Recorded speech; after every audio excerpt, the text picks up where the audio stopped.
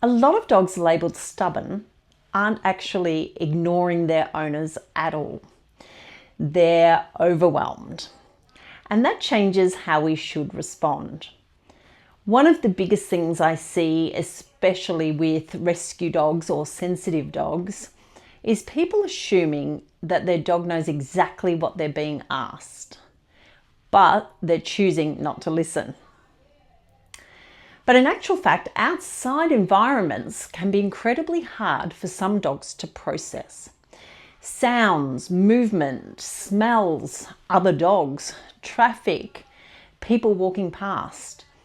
Their brain is trying to manage all of that at once.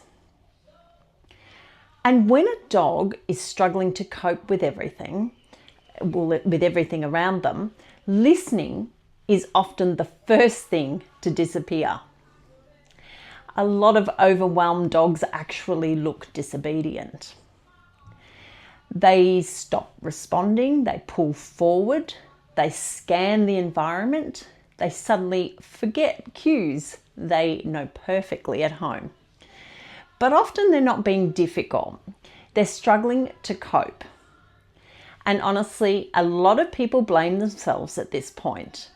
They think that my dog only listens when they want to. I've failed training.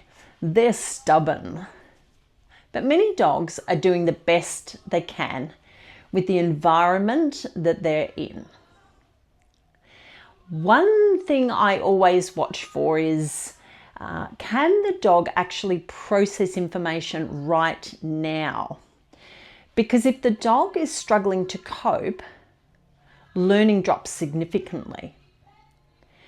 Sometimes what helps most isn't repeating cues louder or more firmly, it's reducing pressure, creating more space, slowing things down, lowering expectations, and allowing decompression.